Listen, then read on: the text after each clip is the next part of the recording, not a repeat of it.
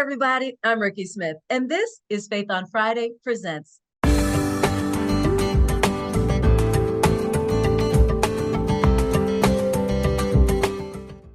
At Faith on Friday Presents, we're all about highlighting inspiring people, engaging topics, and small businesses. And while you're here, don't forget to subscribe, like, and share our content with your network. It means everything to us.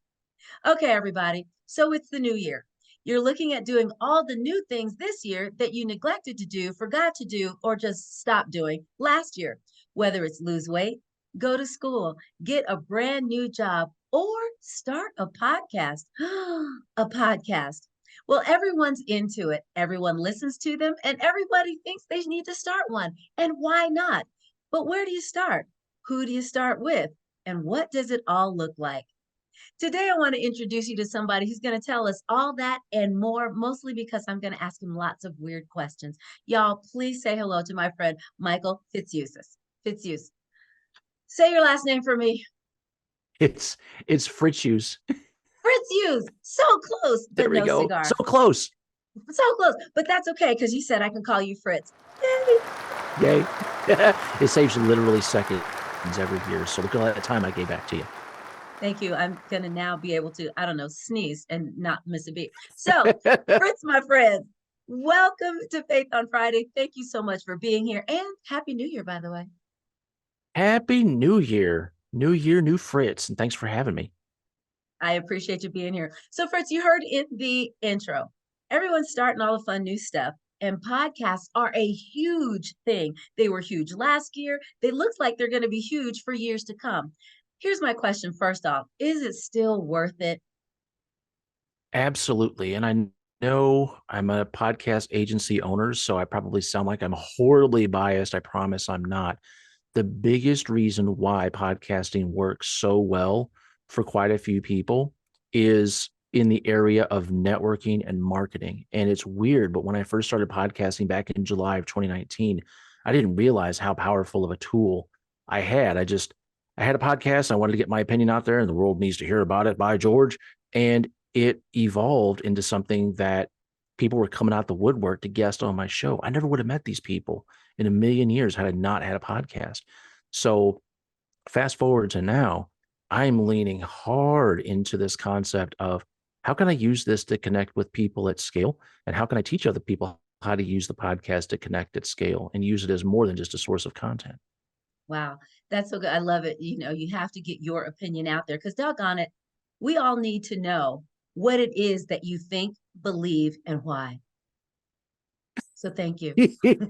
That's what I thought for the first couple episodes too. And then nobody was listening to them, not even my mom. I think I said before we hit the record button, she didn't even Yeah, have the there's internet. that. So she didn't even, it's like, I don't have anybody listening to this. So That is yeah. so funny. But you said too, it's about networking and building relationships. How do you believe a podcast can do that? Well, it starts with identifying the kind of people that you want to connect with in the first place. And this is Mm, often what I share with folks when they say, I want to start a podcast. It's like, okay, don't sign up for anything just yet. Don't type anything out. Just think about who do you most want to connect with? And then what kind of environment can you create in order to attract that kind of person? If you have, and it could be anything, it could be a business. If you want to attract a particular kind of clientele, you build the business from the ground up to attract that kind of person. The same is true for a podcast.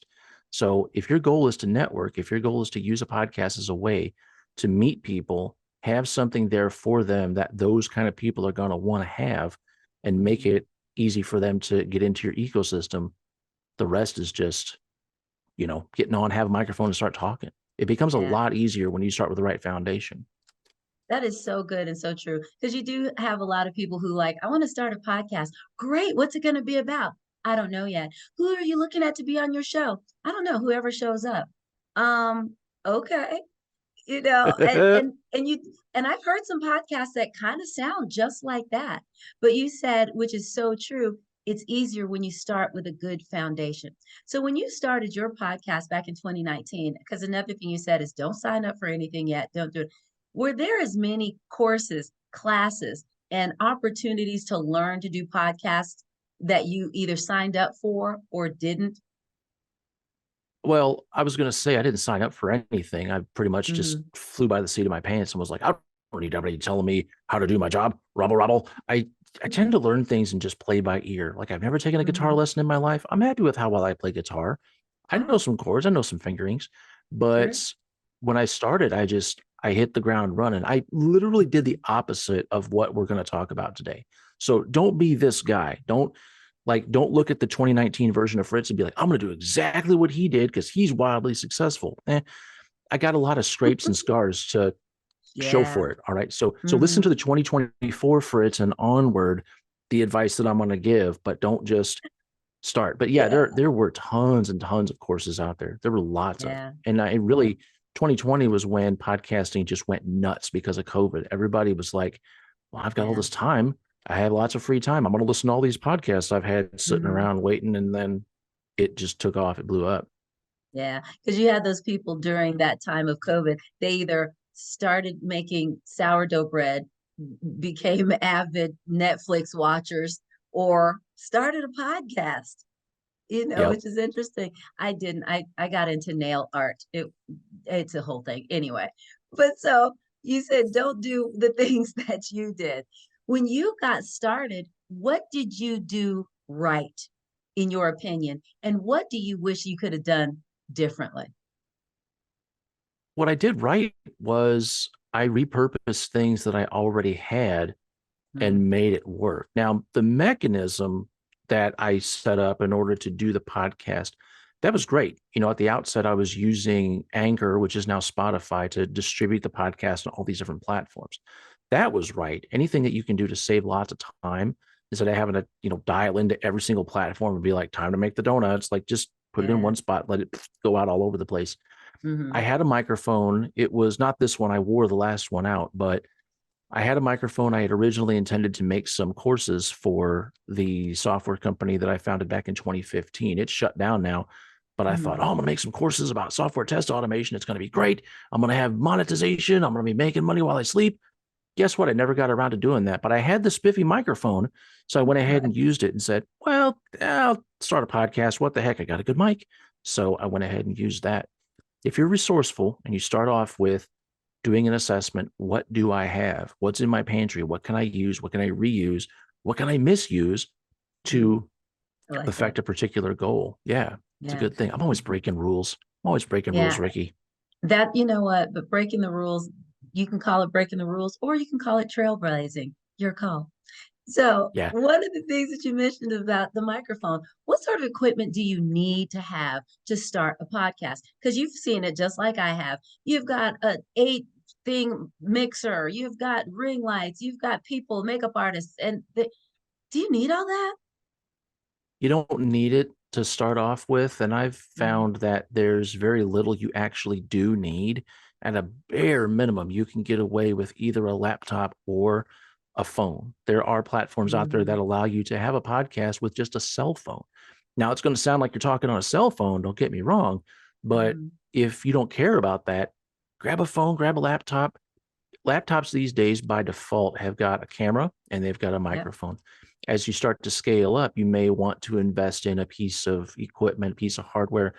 I would always recommend focusing on audio first. So get a decent Mhm. microphone, but find a nice quiet environment where you can Yeah. record. And I've got a funny story about that. I used to do my shows in the back seat of my truck. I've got a Ford F-150. Our pastor calls it Studio 150. He's like, "Are you doing recording in Studio 150?" And I'm like, that's actually I pretty love smart. it. Why didn't I think of that? Man, he's got the cool. And then there was one time I had a guy come on the show. His name was Sid. Mhm. And I never know going in what people's environment's going to be. So I Sure. fired up the camera. I'm in the back seat of my truck. He's in his closet. He's got like clothing hanging around here. And I'm like, Wow. we sound amazing because he's got like Yeah. just sound baffles everywhere. There's like no walls in there. It's just sweaters. Hmm. And I'm in my Yeah. truck. The upholstery just eats the, it sounds like we're both in the studio.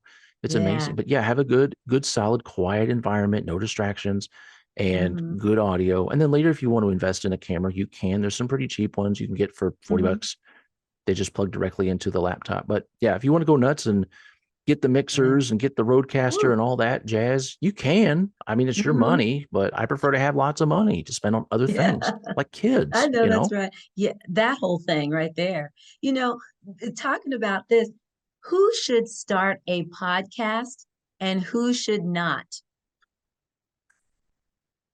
Oh, I wish I'd known this question was coming because I feel like I'm kind of Yeah. biased answering this. I'm projecting myself, but I would say the people who have a skill, almost a superpower in the area Mm, of relationship building, rapport building, they definitely should start a podcast because mm, they're probably likely to become public speakers. They're likely to become authors. They're probably coaches. They're just really mm, interrelational and you increase your reach dramatically. Like you can have a one on one conversation with somebody mhm. in person. That's going to be kind of Right. limited geographically. But if you want to have one on one conversations like what Mm, we're having, and I forget where you're mhm. at, but I'm in St. Louis. Where are you at? Yeah. You're in like I'm in Texas. Idaho and Hmm. Texas. Okay. I was Yep. like, she's in my time zone. I can't remember. But Yep. we're having a one to one conversation. We wouldn't be able to do Yeah. this if we had to co-locate, but we also Hmm. probably wouldn't be getting along as good if we weren't both good at relationship building. You know what I'm saying? Hmm. Yeah.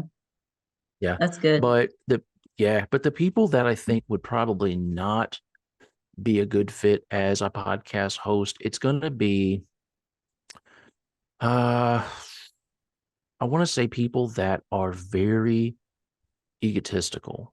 And not to say they Ooh. don't deserve to have a voice, not to say Hmm. that. It's just that there may not be a whole lot of people that are willing to invest the time to listen to you. You may have Hmm. awesome things to say, but if you come across as a dingus, you're not going to have people listening to you. So, So true. if Yeah. you can cover that ego up with some human, just put some schmutz on it. Put a layer of Uh, schmutz on it. I don't know. What fake it? Fake it till you make it? Okay. That's what I No, hear.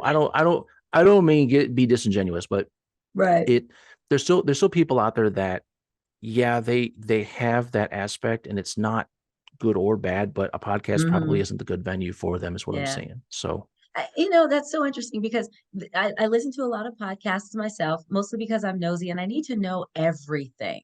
I need to know mhm. everything. And so what I don't know, I listen to somebody else. And the thing that got me is that if I had to say who would not be a good podcaster is someone who does not listen because you've got to be able to hear what your guest is saying and then ask good follow-up questions based on that. Would you agree? I would agree. I would say that the people that aren't good listeners probably are heavy on the ego Mm, side because they're like, yeah, I'm gonna let you finish. And then they start talking. And it's like, dude, I was halfway through a sentence. What the heck? Right. So if they're more interested in being heard than hearing, mm, than listening, yeah, yeah, that probably not that's a a good fit. probably not a good fit. Probably wouldn't be fun to be on their show. So now, It Fritz, wouldn't be what is it that you do on your show? Because you own a podcast agency, right? Is Mhm. that correct term? What is a podcast That's right. agency? So an agency model is one where when we get a body of work, let's say somebody comes to us and they say, I want a podcast built, or I want a podcast. I have one, it's working great, but I'm tired of spending 3+ hours every single episode. Can you guys handle this? The answer is yes to both. We can build and we can offload. Agency means that we have a flexible team of experts.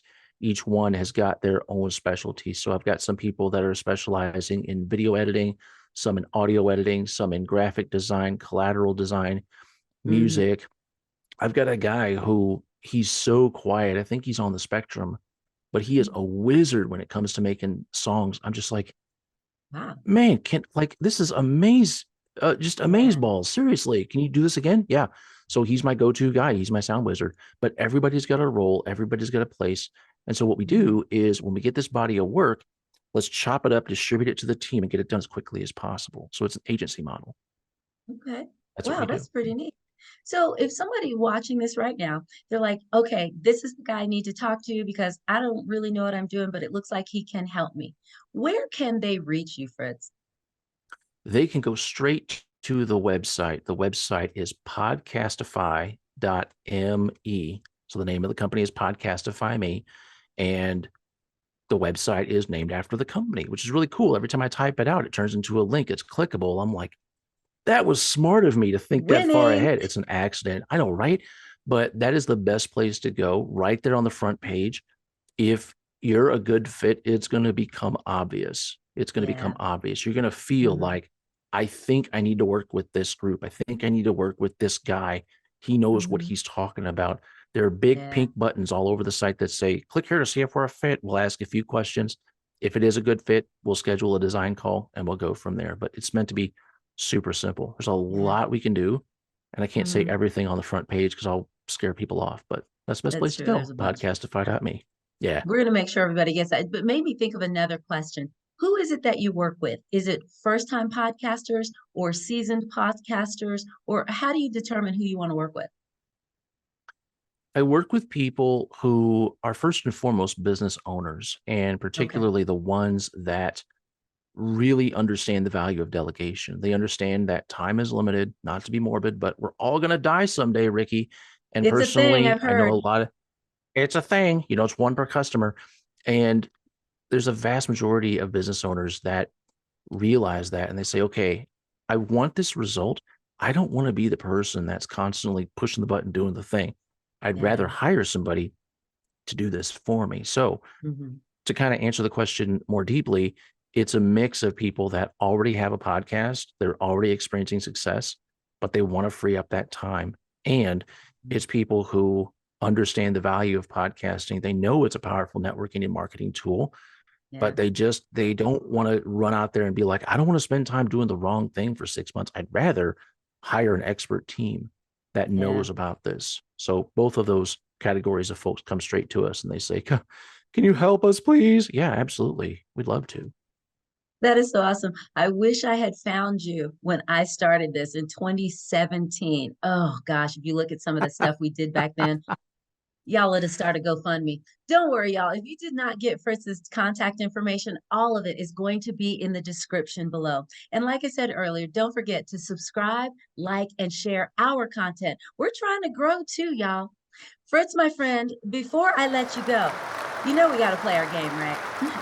Got to play the game. That's why I'm Got to play the here. game. I know it. I know you're all about it. Okay, Fritz. So this game is called This or That. I'm going to give you the choice of a couple of things. And you, my friend, off the top of your head, just tell me which one you like the best. Are you ready to play, sir? Yes, ma'am. Let's do this.